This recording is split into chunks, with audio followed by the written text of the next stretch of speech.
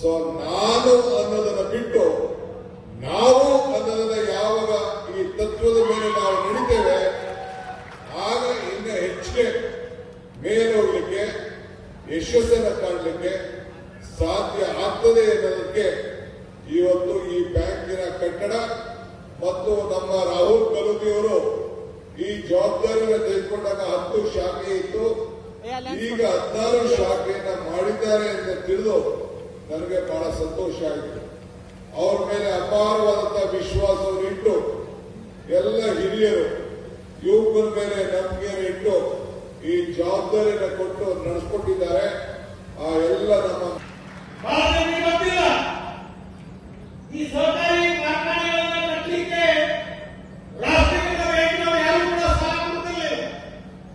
ಅವತ್ತಿನ ದಿವಸ ಒಂದು ಗಟ್ಟಿ ನಿರ್ಣಯ ತಗೊಂಡು ಸಹಕಾರಿ ಕ್ಷೇತ್ರದಲ್ಲಿ ಇರಬಹುದು, ಖಾಸಗಿ ಕ್ಷೇತ್ರದಲ್ಲಿ ಇರಬಹುದು, ಈ ಎಲ್ಲಾ ಸಕ್ಕರೆ ಕಾರ್ಖಾನೆಗಳು ಬರಬೇಕಾದ್ರೆ ಸಹಕಾರಿ ರಂಗದಲ್ಲಿರ್ತಕ್ಕಂಥ ಅಪೆಕ್ಸ್ ಬ್ಯಾಂಕು, ಡಿಸಿಸಿ ಬ್ಯಾಂಕು ಇವೆಲ್ಲದರ ಮುಖಾಂತರ ಸಾಲವನ್ನು ಕೊಡಿಸಿ ಅನೇಕ ಸಕ್ಕರೆ ಕಾರ್ಖಾನೆಗಳಿಗೆ ಇವತ್ತು ಒಂದು ದೊಡ್ಡ ಉತ್ತರ ಕರ್ನಾಟಕದಲ್ಲಿ ಕ್ರಾಂತಿ ಆಗಲಿಕ್ಕೆ ಕಾರಣ ಯಾರು ಅಂದ್ರೆ ಅದು ಡಿ.ಕೆ. ಶಿವಕುಮಾರ್ ಅಂತ ಹೇಳಿದ್ರೆ ತಪ್ಪಾಗಲಿಕ್ಕಿಲ್ಲ ಅಂತಕ್ಕಂಥದ್ದನ್ನ ಇವತ್ತು ನಿಮಗೆ ಸಭೆ ತಿಳಿಸಲಿಕ್ಕೆ ಬಯಸ್ತೇನೆ.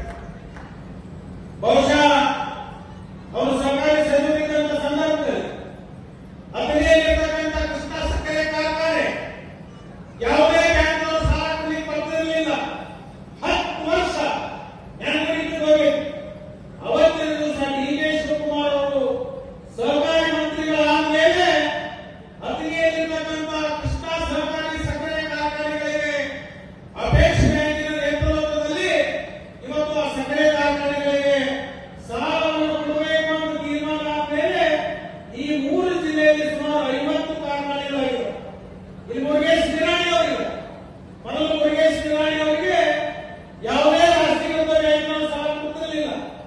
ಆದರೆ ಇವತ್ತು ಅವರಿಗೆ ಬಂದಿದೆ ಅಪೆಕ್ಸ್ ಬ್ಯಾಂಕ್, ಬಿಜಾಪುರ ಜಿಲ್ಲಾ ಮಧ್ಯವರ್ತಿ ಬ್ಯಾಂಕ್, ಬಾಗಲಕೋಟೆ ಜಿಲ್ಲಾ ಮಧ್ಯವರ್ತಿ ಬ್ಯಾಂಕ್, ಬಿಜಾಪುರ ಜಿಲ್ಲಾ ಮಧ್ಯವರ್ತಿ ಬ್ಯಾಂಕ್ ಮತ್ತು ಬೆಳಗಾವಿ ಇರ್ಬೋದು, ಮಂಗಳೂರು ಇರ್ಬೋದು, ಈ ಎಲ್ಲಾ ಸಹಕಾರಿ ರಂಗದಲ್ಲಿ ಇರ್ತಕ್ಕಂಥ ಬ್ಯಾಂಕ್ಗಳು ಸಾಲವನ್ನು ಕೊಡಲಿಕ್ಕೆ ಪ್ರಾರಂಭ ಆದ ಮೇಲೆ ಇವತ್ತು ಉತ್ತರ ಕರ್ನಾಟಕದಲ್ಲಿ ಅತಿ ಹೆಚ್ಚು ಸಕ್ಕರೆ ಕಾರ್ಖಾನೆಗಳು ಬರಲಿಕ್ಕೆ ಕಾರಣ ಏನಂದ್ರೆ ಇವತ್ತು ಇಂಡಸ್ಟ್ರಿ ಕುಂದಿರ್ತಕ್ಕಂಥ ಎಲ್ಲ ಸಹಕಾರಿಗಳು.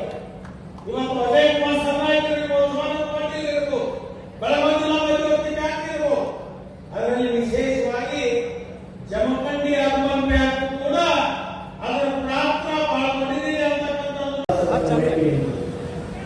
85ನೇ ವರ್ಷದ ಹೊಸ್ತಿಗೆ ಈ ಜಮಖಂಡಿ ಅರ್ಬನ್ ಬ್ಯಾಂಕ್ ಬಂದಿದೆ.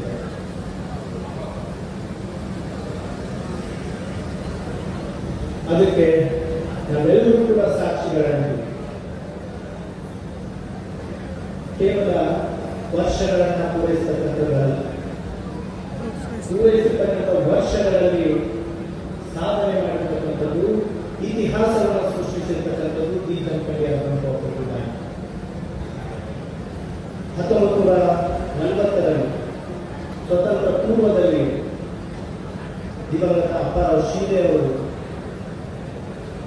ನಿರ್ಮಾಣ ಮಾಡಿರ್ತಕ್ಕಂಥ ಮಹತ್ವಾಕಾಂಕ್ಷೆಯ ಕೂಸಿಲು ಜಮಖಂಡಿ ಅರ್ಬನ್ ಬ್ಯಾಂಕ್.